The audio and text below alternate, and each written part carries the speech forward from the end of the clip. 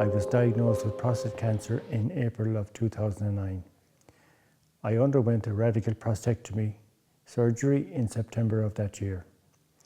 I am grateful that I am now cancer-free. Prior to my surgery, I was informed that the many side effects for this treatment is incontinence. As I continued my journey, I developed overactive bladder. I frequently had to use the bathroom both day and night. It also became necessary for me to wear a pad, which continues today. I noticed over time that my flow was weak.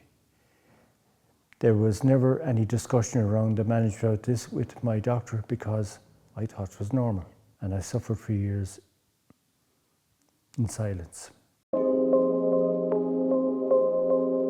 I lost the freedom to live a normal life when I was to leave the home. I was constantly thinking about where the nearest facilities are. I asked myself, are they suitable? Are there disabled facilities in the area that I could use? You think about these things just before maybe a quick trip to the local shops, or if you're going out to an event with friends or family. At the time, my job was driving an articulated truck, which added another layer of anxiety because of the limitations of parking such a large vehicle. This meant I had to put a lot of thought into planning my day and the routes that I was assigned to.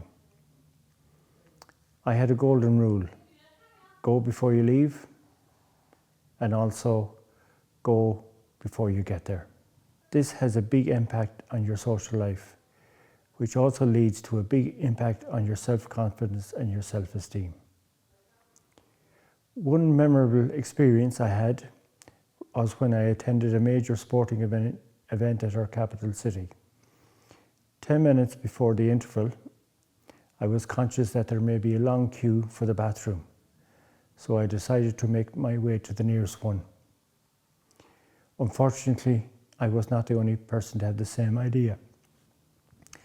I was very grateful that I was carrying my facilities card, so I approached the steward, presented it to them, and asked them if they could direct me to the nearest disabled facility. Fortunately, there was one, but it was on the next level up. Thankfully, I got there in time, but when I opened the door to leave, I was greeted by four people who wanted to use the same facility, all in wheelchairs. The glares evaporated when I produced my facilities card and explained the purposes of it to them. Incredibly, we all had disability, but mine was the only one that was visible. Yes, when you live with overactive bladder, you have a disability. I feel there is a great need for more emphasis on education in relation to overactive bladder, to highlight how this disease impacts on the daily lives of those living with this condition. But the bottom line is, if you feel that something is not as it should be, go and get it investigated. Thank you.